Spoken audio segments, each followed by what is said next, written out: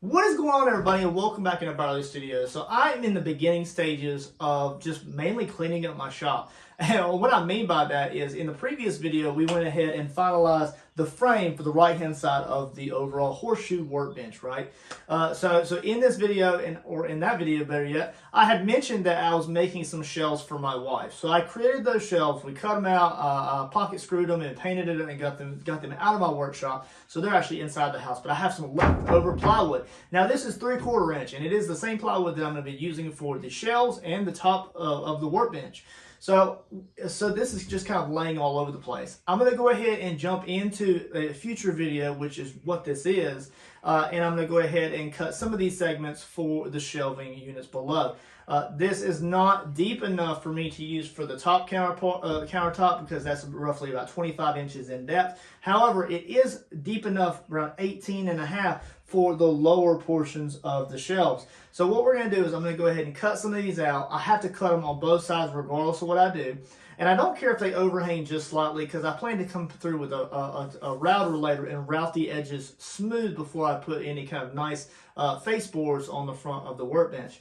So if the outside edge is not completely straight and square, it's okay as long as it's not too short. We're good. I do plan to notch the ends of these boards so that they sit comfortably into the positions for the shelves. And what I mean by that is the corners will be notched in 2x4 size so that they fit into that. Here's a side shot of what I mean by that. So as you can see in that side shot, I do have one of these little shelving pieces already cut out here. I wanted to kind of see if I liked the thickness and if it met the needs that I had. And I put some things on those shelves for a little while I was kind of doing some other things in the workshop here. Here is me showing you just real quick the other portion that I already have completely finished. So let's jump over to that and then we'll jump back over to this portion here, which I'm working on now. Alright, so there you are. So you can kind of see that I have one of the segments already cut out and I've already got it notched and it's into position.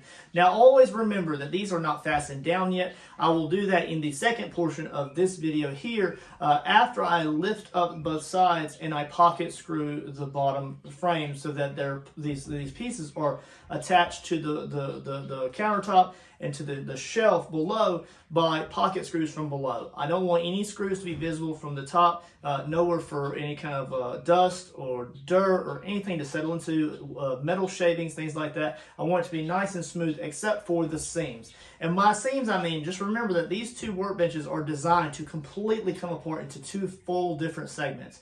So during the whole process of the only reason I needed the middle beam or column on the table was because I wanted them to come apart, and they have a screw seam there.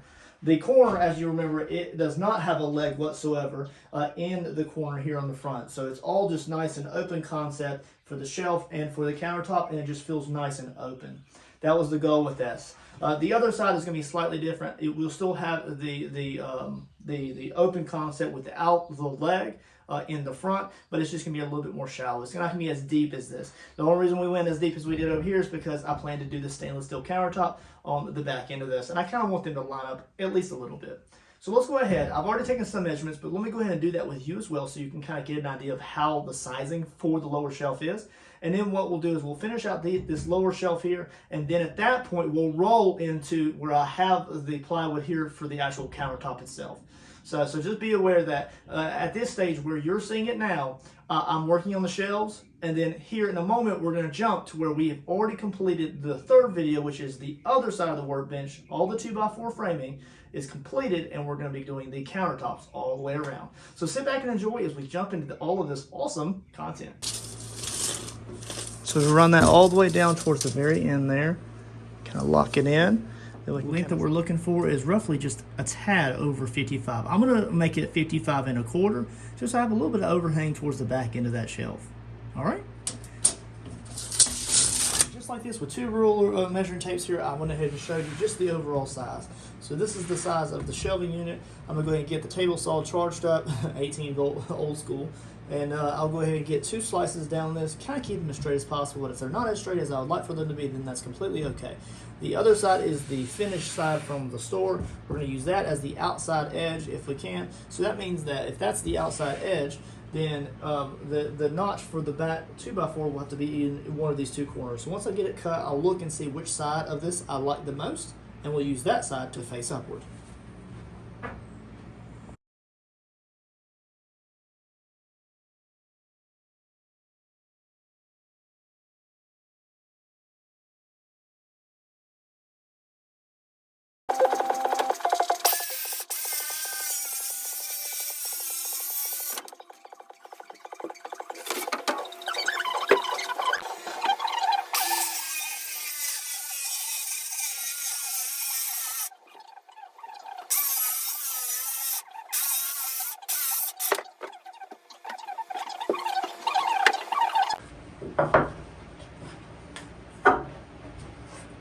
Alright, you guys, so there it is, all cut up there.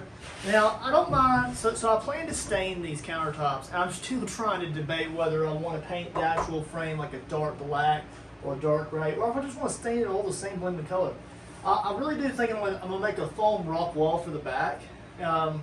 So that's going to be already kind of dingy and dark. And I want it to feel like a tavern. And if I do that, then technically speaking, this would be all wood texture or wood stain anyways, and then I can age it really well with, like, you know, watered down black paints and washes, really to bring in the age and decay that I'm looking for. That also means that if I spill something on it, it's not the end of the world. It's just part of it, right? It's not like it's supposed to be cleaned and tidy and neat and nice all the time. This is being used, and if something spills on it, as long as it's not like something hot pink, I think we'll be all right. So I'm gonna do a clear coat over it for sure. So the question is whether or not I want to actually stain it or not. I haven't screwed the shelves or the countertops down yet, so until I do that, then it's still up in the air. So I guess you'll just be surprised what color I paint the frame. It's going to be something. I'm not leaving it raw wood. I'm not doing that. I want it to be protected. I want it to be sealed. I want it to look fancy. All right, so we have two sides here. We have A and then B. I don't like those knots. I really think that this side looks pretty cool. It looks like you can really see the grain in the water and the blue popping through there. I really like this side here, and I think that's what I'm going to stick to. So what I'm going to do is I'm going to notch it. So there's a 2x4 in the very back corner right there that we need to notch, and then there's one in the front. So what does that mean? So that means we take just a piece of scrap 2x4 and we put it in the corner, and I want to indent it just a little bit more, right? I don't mind if it's just set in a little bit more. I want it to fit easy. I don't want it to be really, I don't want it to bind up. If I want to remove it later on down the road, I don't want it to be so stuck that I can never get it out because of heat and warpage and things like that. So we're going to inset it just ever so slightly when I do this. There is one also in the front. There's also one in the front, so we're going to turn it vertical there, and then we'll notch it there as well. Now that's supposed to be the halfway point, so I kind of don't want to leave too much room for error there. I want it to look pretty neat and tidy, but at the same time, I'm also going to put that board across the front to kind of dress it up a little bit. So we'll kind of see how it looks when I get it all said and done. So go ahead and mark out the notch there. There it is. So there's the notch for that. So let me go ahead and cut these two pieces of notches out. I don't have a jigsaw. I've been using a circular saw and just a hand saw to kind of get the corner in. So let me go ahead and knock those two things out, and then we'll kind of put it into position and see how it looks. Okay?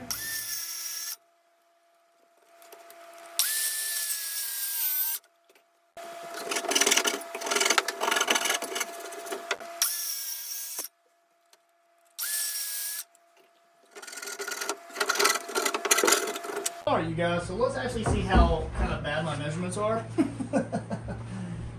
Oh boy, let's see. So I'm going to slide it in that direction first, set it back, put that rear cutout up against that 2x4, and we're just going to see how it sits down in there. So it looks pretty good. I'm going to shim it that way just a little bit. Yeah, I said that I wanted a gap there in the front. I definitely got a little bit more than I wanted there, but I think that's okay. Let me show you what that gap looks like. I'm really not upset by it too much, but because I plan to do something with this pillar. Let me show you. You can see there that notch is pretty nice, neat, and tidy. I can do a little bit of sanding in that seam across the middle there to where it sits a little bit better. You can see there's a little bit of a gap there, a little bit more than the other side. So I may kind of tinker with that a little bit. Alright guys, so what I did instead is I actually notched it. I didn't notch it, I sliced off that a little bit more. So because I left a gap between the two pieces of 2x4 inserts there, I was able to shim that, to cut it down square to the other piece of plywood there, and now they're butted right up against each other. Let me give you a side clip of that.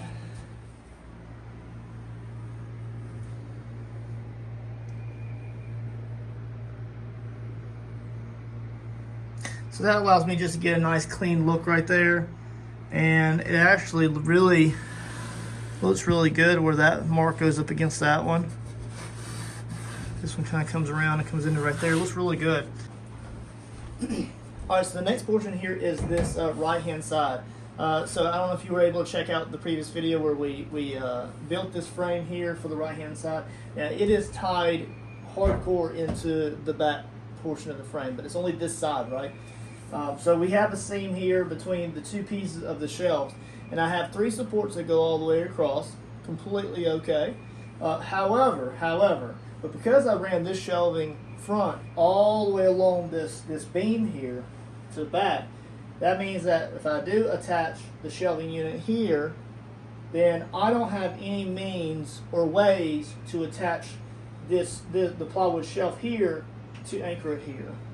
And I would really like to have that there so that when I tighten this down and I tighten this portion of the new plywood section down, it torques them down so that they're the same level and there's no bowing or buckling right there, right? So I'll probably run 4 pocket screws here, 2 in the middle and then 2 on the outside, and then I'll probably go around the outside with one in each section. But what I want to do is I just don't want there to be a lip there that catches. Even if there was a lip there and I sanded it down, it could likely come back with heat, humidity, and warpage. And the reason we're using so many screws is it eliminates the probability of any warpage because it is plywood. You know, it's layered, glued wood. So we want to make sure that we kind of do whatever we can even after sealing it to reduce the likelihood of problems or deficiencies in the way it looks in the future. So sit back and enjoy. I'm going to go ahead and do the same thing again. We're going to cut out the next segment for the other side.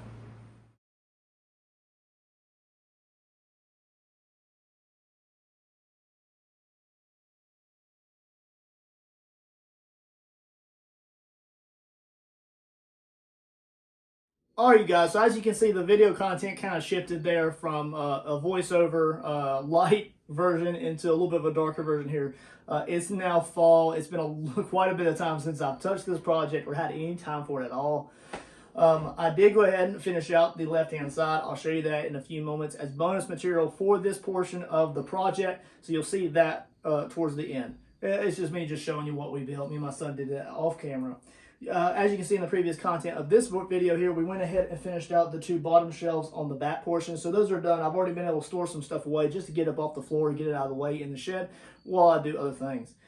Of course, lumber is so expensive right now. Plywood's expensive. I just went out and bought another piece of plywood here so I can get this right angle down here so that way I can kind of lock this in, really think about how I want to situate some of the items in here moving forward. 1 sheet of plywood, 3/4 inch, was $49 almost, $50. Let's just say $50, and it's the same price for rough or sanded. So I went with sanded, of course. We're gonna go ahead and pull that in here. I'm gonna take some of the measurements off camera here. We'll cut that on screen there, and then what we'll do is we'll kind of lay it into position so you can see what it looks like with this right angle countertop. Depending on how much wood I have, depends on whether or not I continue it around. The rough cuts or the scrap cuts that I had from before was not enough to really cover any of the other areas fully the way that I want to without showing a bunch of seams. So I do have a lot of scrap wood like laying around here, and I'll find a use for that later on down the road, as long as the humidity and the temperature out here doesn't cause it to like kind of pull apart, you know, because it is pressed plywood. So let's go ahead and bring this in here. Let's take some measurements, get some cutting done, and then let's get this top part of the cabinet or the countertop looking good. That way we can really get an idea how it's going to look moving forward. Now that does not include the actual nice faceboard that I'm going to put on the front of the workbench all the way around to kind of dress it up later. But for now, let's just go ahead and get that done, and then we'll move on to later stages. Cool? All right, so what I'm going to do first of all is I'm just going to clear all this stuff off. And once I really get done with everything, then I'll come back through here and I'll give this area a really deep clean when I'm not cutting boards anymore. Now later on down the road, we're going to be doing a lot of foam cutting. And that's a different story, that's a different time. And at that point, I'll probably be maybe using the shop vac when I'm doing some of that. If I'm doing scraping or anything like that on the foam, but we'll get to that later. So we're just going to go ahead and clear this off here, get it nice and neat, tidy looking. I don't believe I have enough plywood to get to the other side of the bar. But for now, what we'll do is we'll get this portion in here. So there is a break here between the two pieces of the workbench. I don't really need it right now, but I'm going to go ahead and put this as a divider in. The reason I say I can't do that is because if I want to break the two benches apart and pull them away from the back wall separately, if I ever want to, or if I wanted to remove them and take them out of the shed and take them to a new location, if we were to move or something, I'm not going to rebuild all these all over again unless I'm making massive improvements. And they're turning out quite well right now. I don't think I'd want to let them go. So because there's a seam here, I need to be able to isolate and separate the two sections. But I also want that centerpiece of that plywood to be anchored down. So when I do that, if there is any kind of bending or warpage between this seam, this is the main seam of the workbench. It can't be two different levels. It needs to be seamless and smooth. Even if you see it, it needs to look good. You get what I'm saying? Perfectionists out there understand. So what I'm going to do is I'm going to go ahead and I'm going to rip this 2x4 down, split it in half, and I'll just put 4 screws in there. And then that would give me somewhere to anchor the plywood down onto. Okay. Now I'm going to anchor it different ways all the way around, but I really do think that's the best bet. Either that, or I'll go ahead and move these in slightly, which I very likely.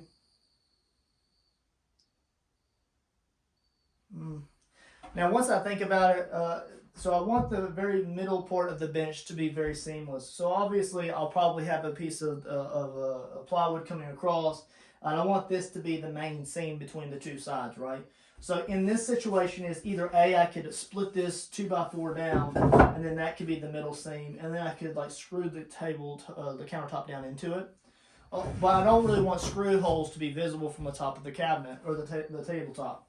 So what I'm going to do, I think, is I'm going to actually unscrew these two, and I'm going to move them maybe 1/4 of an inch to 1/2 inch inward, and then that would allow me to anchor the under part of that downward. It'll make sense later, but I really don't want there to be a lot of a shift here. And if there's any kind of humidity or anything in there, that plywood could warp or bend. And then you have like a big seam or like a little ridge there that you'd feel as you run your hand across the workbench. And I don't want that, right? So what we'll do is we'll go ahead and get everything situated now and get that piece of plywood cut up and stuff. But just remember that I'll probably go ahead and move these in 1/4 to 1/2 inch. That way the anchoring of this later on down the road is right. I don't foresee me removing the countertop unless it gets like damaged by acid or something like that, or like a heavy screw or something drills through it. But even then, I really don't want it to be kind of rustic when I get done with it. So if there's a little bit of damage here and there, then it's going to kind of work into the overall theme of the shed. If that makes any sense, it will later on down the road. Don't worry. But anyways, so let's go ahead and bring that plywood in here. Let's take some measurements and let's get it cut. All right, so let me go ahead and get this this kind of right angle piece of plywood that we had from before out of the way. And I know you're thinking like, man, doesn't that fit any section of the bench where I could reuse this? No, it doesn't. It's super awkward. Now, if I ever have to fill a little piece later, then it might work out. But right now, it's just a really odd shaped piece that doesn't fit into anything. So what I'll do is I'll go ahead and bring the plywood in and we'll lay it on top of this.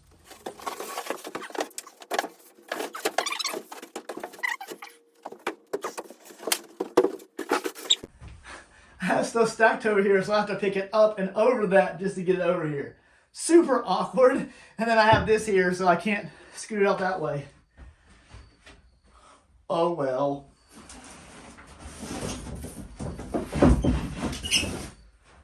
As long as nothing is damaged, we're good. All right.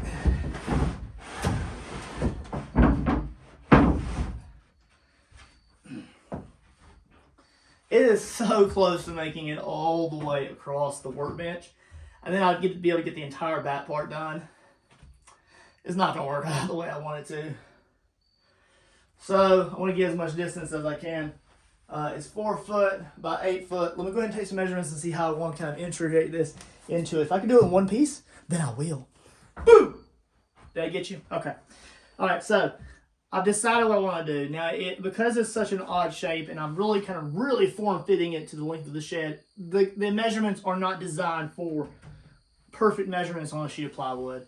And I don't think a lot of projects are really designed towards the plywood finishing aspect. And if they are, then good for you guys on perfection. I'm not that guy. So we're at the point where we are. I'm going to probably get at least 1 or 2 more sheets of plywood, but that's okay. It's fine. As long as it's done right the first time and I'm happy with it, when I anchor it all down, we're good. So I went ahead and decided, instead of making it like long ways this way, the 8 foot by 4 foot this way, the 4 foot really doesn't go all the way up to the stainless steel countertop that we had built out. If I layer it the other way, it's 6 foot from the corner all the way to the stainless steel countertop. 6 foot. So if I cut off 2 feet of the board, that will be the first cut, 2 foot away. Now, the great thing about that is I'm not going to have to waste that wood.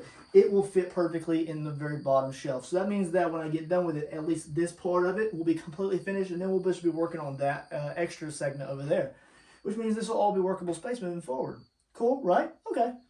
What we'll do as far as, well, the only downside is, and I'll show you again in a moment, is when I get it put on, the 4 foot length really doesn't reach the middle portion of the workbench, which means that I will have not 1, but possibly 2 seams, because I still want that breakaway in the middle, right? That's the only downside. I'll go out of my way to go ahead and put 2 extra supports in on the actual underneath of the countertops to make sure I can anchor those perfectly so that they don't have any seams visible or there's no warpage that I spoke of a moment ago. But we'll get to that later. Maybe I'll do like a little small video or bonus material towards the end of this video. Maybe. Check it out at the end of the video on that. Again, we'll go ahead and get this first cut done, and then we'll make our measurements for the second one. It's just really awkward measuring using such a big 8 foot piece of plywood in the shed, and it's 3/4 inch, so it's got a little bit of weight to it. We're going to go ahead and lay it out the best we can, get this major cut done, set this board off to the side, and then we'll go ahead and take our measurement and cut the other side out as well. Cool? Making progress? All right. All right. So as you can see, this thing is absolutely massive, and that's why it's just so awkward to work it in such a small space, right? So I'm going to go ahead and make this first cut, which will leave us 2 foot by 4 foot available to us for the lower shelf. And then we'll go ahead and get this slid up into position, and then we'll go ahead and mark off where we need to make the L shape. Let's get it. Now let's see if my batteries will cooperate. They haven't been charging good for the 18 volts. I've been leaning on my 20 volt, but I don't have a 20 volt circular saw. It is what it is.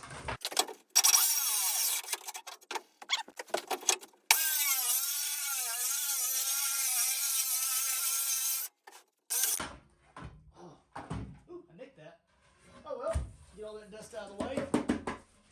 Whew. And there's our cut right there. Now, it's a little bit of a rough cut. It's okay. I'll go ahead and sand that lightly before I get it all fully finished. And I'll go ahead and put the rough cut on the back side. But I do want to make sure that this side of the plywood is facing upward. It has less divots and already damage to it as far as where they glued everything together. And then they also sanded it, of course. But any kind of filler that I put into it as far as a clear coat when we get onto that stage, well, I won't mention that yet, but we're going to do a polyurethane coat over it at some point and give it a nice glaze.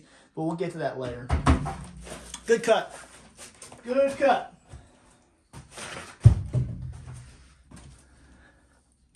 All right, so I'll go ahead and get my saw out of the way here.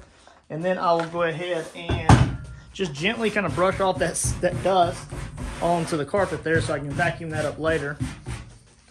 And then what I'm going to do is I'm going to go ahead and try to rotate this around so that the rough cut is in the back.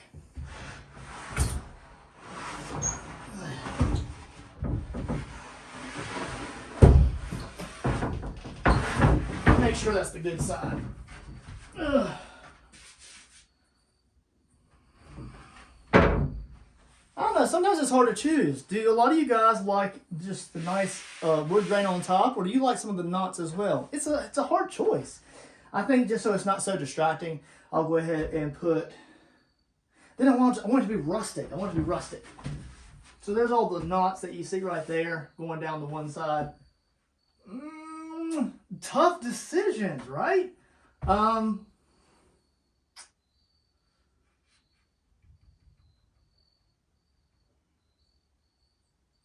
I think I'm going to put knots up.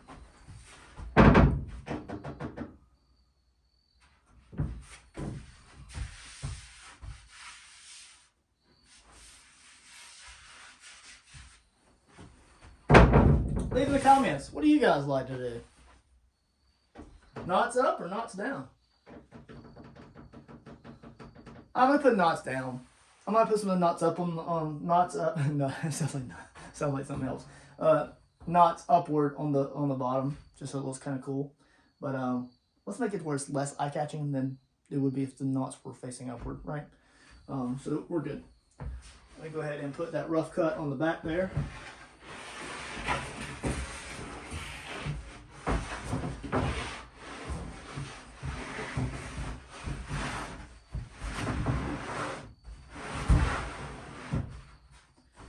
Ooh, starting to come together. Looking good.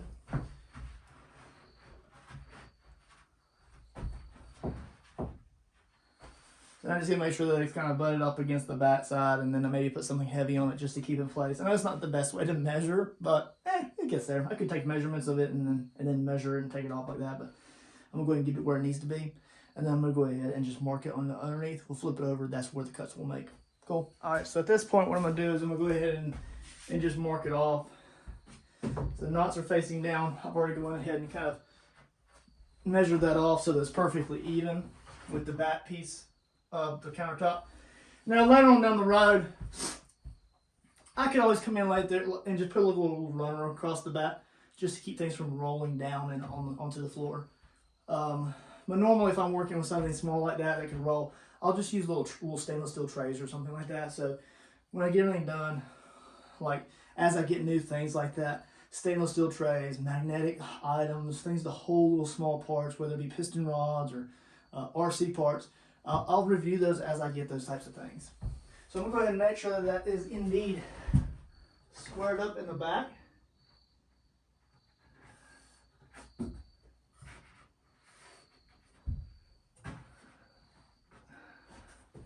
I'm very happy with how that looks. Very happy. Very happy in how that looks.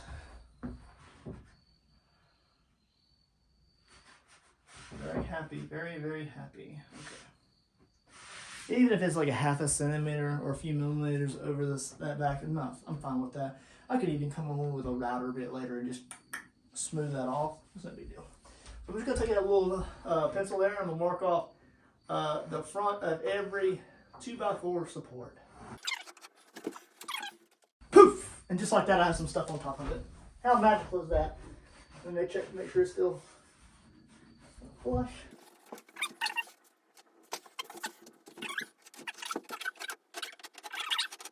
There it is. And just like that is measured off. Now we do have probably about maybe 6 or 7 marks here into the right angle, the L shape that we have. We'll go ahead and take all this stuff off. We'll flip it over. We'll give it the L shape cut there with a straight edge. I'll mark that with a straight edge before we do so. And then that gives us the L-shaped bench part. Now, as far as this is concerned, we're not anchoring it right away, so just be aware of that. We are going to put something heavy on it just for now, just to keep it in place, make sure there's no warpage until I get ready to screw it down into the actual framing. However, we're going to go ahead off camera, and I'm going to go ahead and make a support to go across this angle here. It's going to be anchored from the bottom, so that support will be at least a quarter to a half an inch, maybe even an inch in from that. That way, if I do want to use some L-shaped brackets or do like an angled screw into it to the bottom of the tabletop, then I can do so. And then from there, what I'll do is I may go ahead and cut a sliver right here to go in this portion right there and get that locked into position. And then at that point, what we'll be doing is I might go ahead and put the bottom shelf on, like I spoke of earlier. And then we'll be working on the other side over here. So we're really making progress, you guys. I probably will be able to finish out all of this with one more sheet of plywood, but we're really making a lot of progress here. This piece of plywood will be almost used 100%. I'll have to figure out if I can use that angle, that little piece that we're going to cut out right here for anything. If it can be used for anything, then I will. I don't waste pieces, you know. So less waste, the better. Let's go ahead and flip it over. Because this is a smaller cut, I probably won't have to use the saw bucks for this. I'll probably just let it sit there like that. I may put a saw buck in that one corner if I need to. But for the most part, I shouldn't have to use that at all. But we'll see. Maybe I'll move these saw bucks over here so that way it's on the same level surface. But we'll see how much pressure it puts on it when I start to cut that. So I'm just going to reiterate that that right there is a right angle rule, just to be sure that my measurements are correct. It's pretty good. Could be better. Now that could be slightly off just even if those little 2x4s are off by the slimmest margins, then that could be slightly off there. It's actually a little bit off more than I thought it would be. I'm just going to run with it and we'll see. Cut once, measure twice. Is that it? Cut once, measure twice. Check the same thing on the other side here.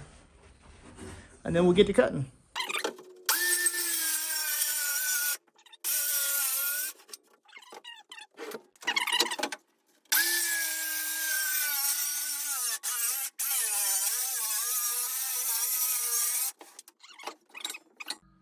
Get a saw that, and just like that, it completely fell off my saw butt there. Whew, I'm a great carpenter, guys. Not. We get it done though. We get it done. Whew. All right, not too bad, not too shabby. Might clean that corner up a little bit as I go, so I might sand that a little bit with a Dremel tool or something. All right, so there's that. I'm gonna get my spring and saw there, and now let's go ahead and flip this up and let's get it in position. See what it looks like. All right, here. Oh, get that sawbuck out of the way a little bit.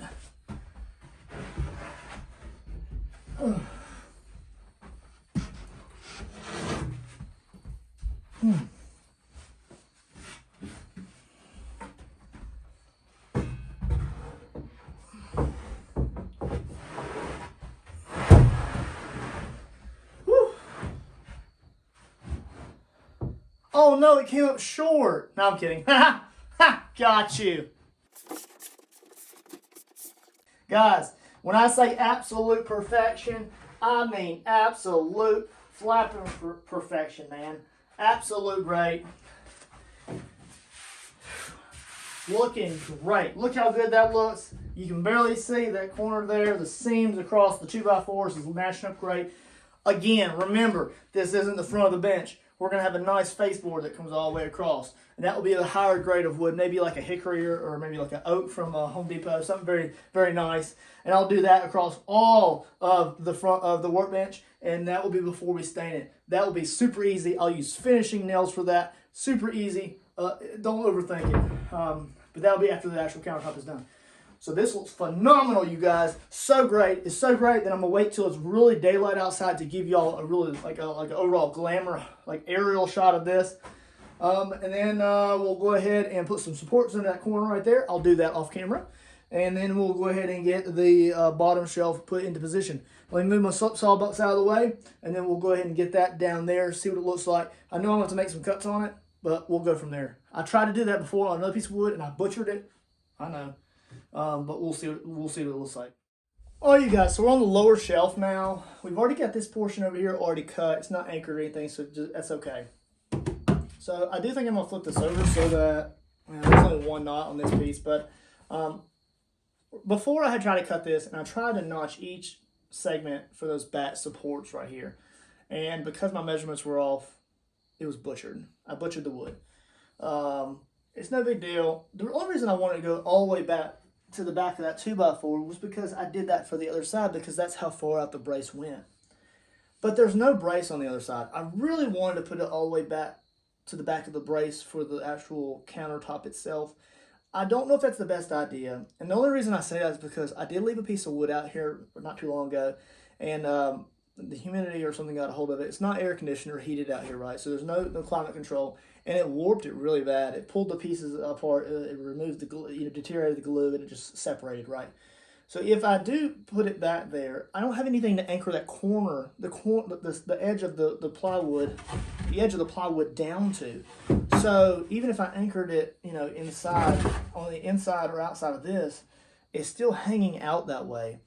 Because the corner isn't anchored anyway, it could easily separate in some ways. And I don't want that to happen. Because then I'll have to replace it all over again. I don't want to do anything. Once this is done, it is done. I'm never working on it again if I can get away with it.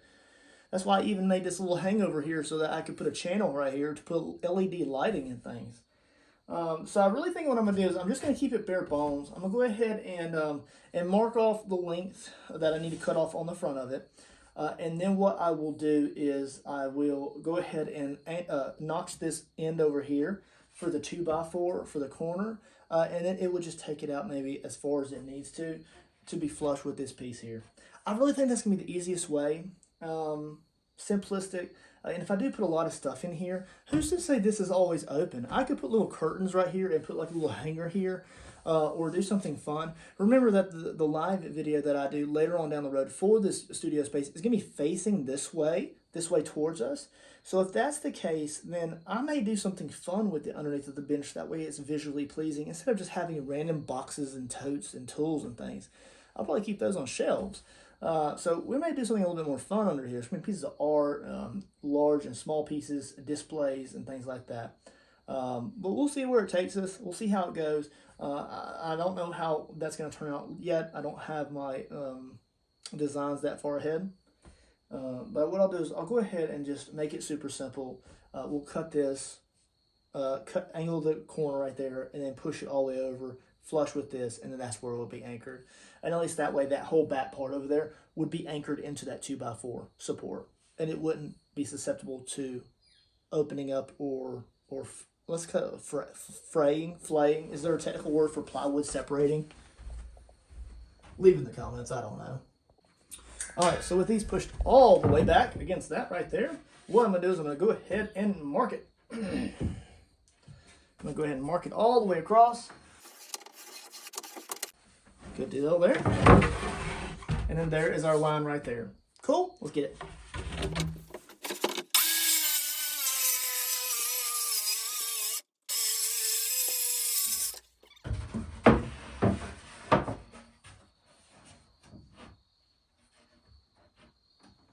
Oh, we're good. That's dead on the money, you guys. That's cool. All right. So because this has like a 2-inch overhang, when I cut this notch, this corner here for the 2x4, it's going to slide all the way to the left, and then that will be butted up against this portion here. It's going to look really good. It's going to be fine. The only downside that I hate about it is that this grain here and that grain go different directions. It makes the seam more noticeable, but I'm all right with it. It'll be fine. It's the lower shelf. All right, so let me go ahead and get that situated here, and then we'll be good to go to